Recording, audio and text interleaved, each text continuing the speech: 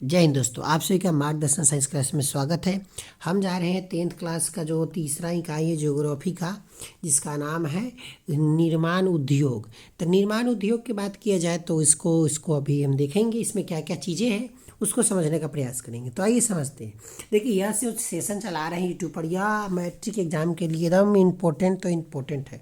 यहाँ से आपको लिखने का भी कुछ सीख पाते हैं कि उससे इसमें न ज़्यादा छोट नोट्स है न ज़्यादा बड़ा नोट्स है। तो आइए हम आगे बढ़ते हैं। इसको शेयर करिए सबके साथ और जो है इसका आनंद उठाइए, और आनंद के साथ पढ़ना है आपको। आनंद जीवन में होनी चाहिए। तो आइए नहीं बात करते हैं निर्माण उद्योग की। तथा एक कच्चे मालों द्वारा जीवन उपयोगी वस्तुएं तैयार करना विनिर्माण उद्योग कहलाता है। जैसे कि गन्ना है, उससे अगर चीनी बना के हम उपयोग कर रहे हैं तो ये विनिर्माण उद्योग के अंतर्गत आती है। अब कहता है उद्योग जो है स्थापित अगर हो रहा है तो इसके कारण क्या हो सकते हैं। तो कहता है भौतिक कारण क्या है, फिर मानवीय कारण क्या है। बात करता है कि भौतिक है, जैसे कि अगर फैक्ट्री बैठाना है, उद्योग बैठाना है तो कच्चा माल वहाँ सस्ता मिलना चाहिए, जैसे कि लॉ कपास इत्यादि। फिर वहाँ उहे शक्ति के साधन होने चाहिए, जैसे कि कोयला, वह जल, विद्युत इत्यादि के नाम।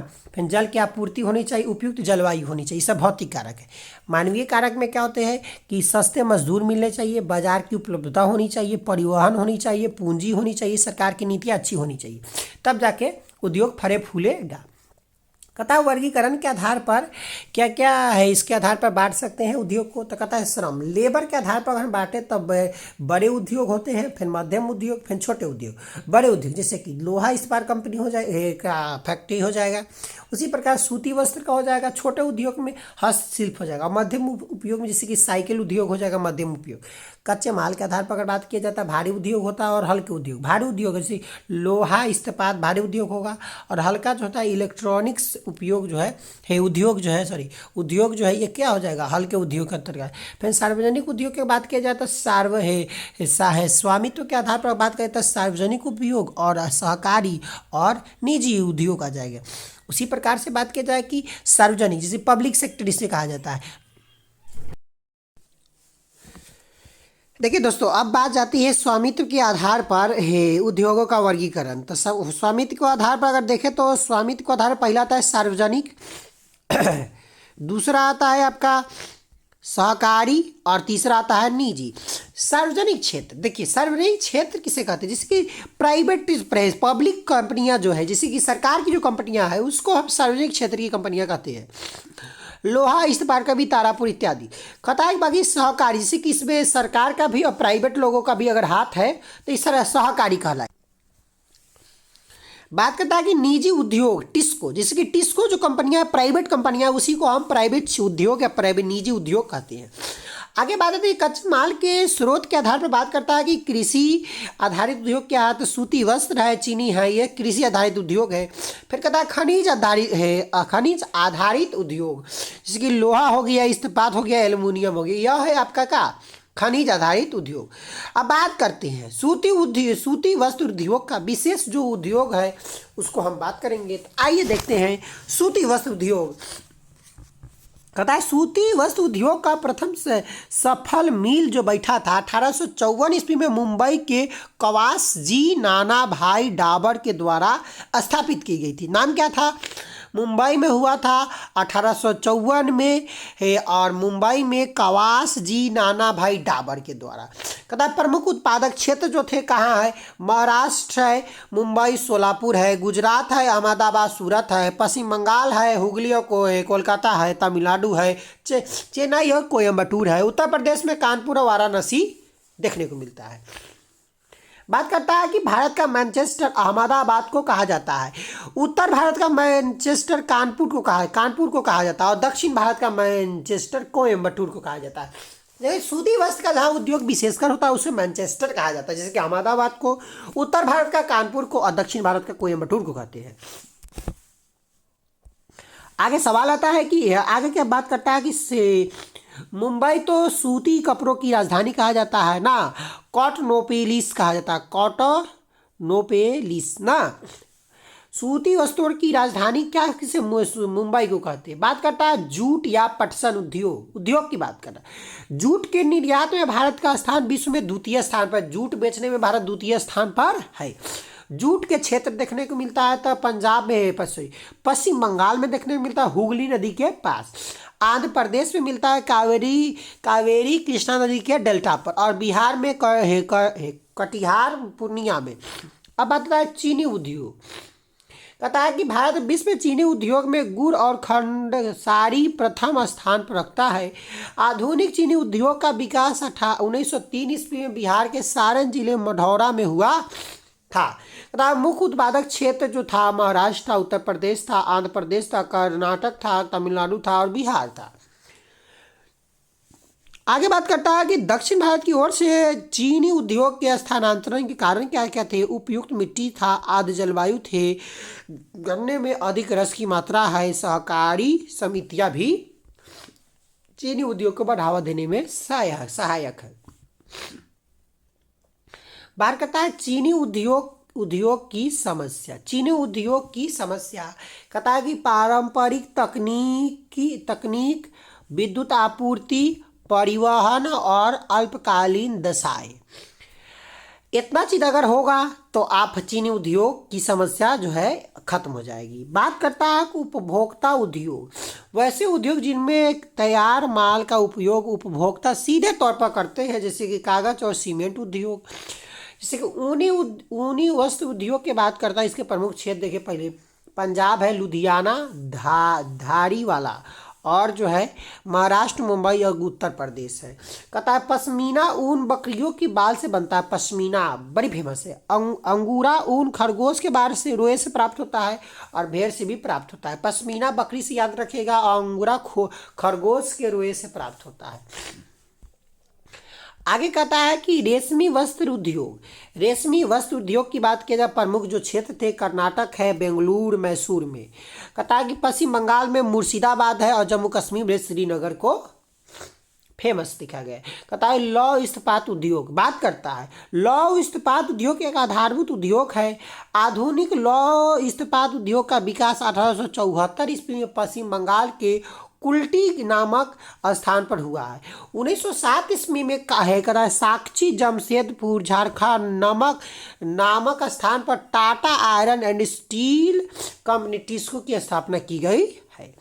बात करता है 1900, याद रखिएगा कि टिस्को की स्थापना कब की गई है, 1907 में। नाम क्या है पूरा, Tata iron and steel company. कहता स्थानीयकरण के प्रमुख घटक लौह अयस्क है, कोयला है, मैग्नीज है, चूना पत्थर है, शक्ति के साधन है, सरकार की नीतियां और बाजार उपलब्ध है। आगे बात करता है कि लौह इस्पात के प्रमुख क्षेत्र कौन कौन है। झारखंड में बोकारो है और जमशेदपुर है। पश्चिम बंगाल में बर्नपुर है, दुर्गापुर है। ओडिशा में राउरकेला है, और कर्नाटक में भद्रावती है और छत्तीसगढ़ में भिलाई है, और तमिलनाडु में सिलेम है। आंध्र प्रदेश में विशाखापट्टनम है। कहता है विदेशी सहयोग से स्थापित केंद्र, जैसे कि भिलाई जो बैठा है रूस के सहयोग से बैठा हुआ है, राउरकेला जर्मनी के सहयोग से, दुर्गापुर ब्रिटेन के सहयोग से, बोकारो रूस के सहयोग से। तो 2 रूस है, भिलाई और बोकारो, और बाकी जो है राउरकेला जर्मनी और दुर्गापुर ब्रिटेन के सहयोग से। अगला जो उद्योग है वो होता है एल्युमिनियम उद्योग। कौन सा, एल्युमिनियम उद्योग।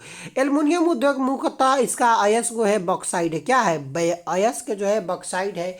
इसका अगर प्रमुख क्षेत्र देखें तो उड़ीसा के कोरबा है, छत्तीसगढ़ का कोरबा है, और उत्तर प्रदेश का रेणुकूट है, और महाराष्ट्र का रत्नागिरी को देखने को मिलती है। आगे बात आती है, इसे देखिए। कहता है तांबा प्रगलन उद्योग, तांबा को गलाने का उद्योग। कहता है प्रमुख क्षेत्र पहले देखिए कि झारखंड है, राजस्थान है और तमिलनाडु है। झारखंड के घाटशिला है जो भारत का प्रथम था, और बात करता है राजस्थान में खेतरी है जो सबसे पुराना खान है। तमिलनाडु में तूतीकोरिन है ना। अब रासायनिक उद्योग की बात करता है अगला। कहता है भारत में रासायनिक उद्योग 12वीं एवं एशिया में तीसरा सबसे 12 है, विश्व में 12वां और एशिया में तीसरा स्थान रखता है रासायनिक उद्योग। इसके अंतर्गत अम्ल, उर्वरक और पेट्रोलियम आदि उत्पादित किया जाता है। रासायनिक उद्योग के वर्ग बात करता है, रासायनिक उद्योग में कार्बनिक आ जाता है, और अकार्बनिक आएगा और कार्बनिक आएगा। अकार्बनिक में अम्ल, क्षार और सोडा एस होता है, सोडा एस। और कार्बनिक में पेट्रोलियम आ जाता है। उर्वरक उद्योग की बात किया जाता है, भारत का पहला उर्वरक संयंत्र 1906 में रानीपेट तमिलनाडु और वास्तविक रूप से विकसित संयंत्र 1951 में सिंदरी झारखंड में हुआ है। अगला सीमेंट उद्योग की बात करता है। सीमेंट उद्योग, पहला सीमेंट उद्योग 1904 में चेन्नई तमिलनाडु में स्थापित हुआ था। सीमेंट के लिए प्रमुख कच्चा माल है चूना पत्थर, सिलिका, जिप्सम, कोयला, एल्युमिनियम।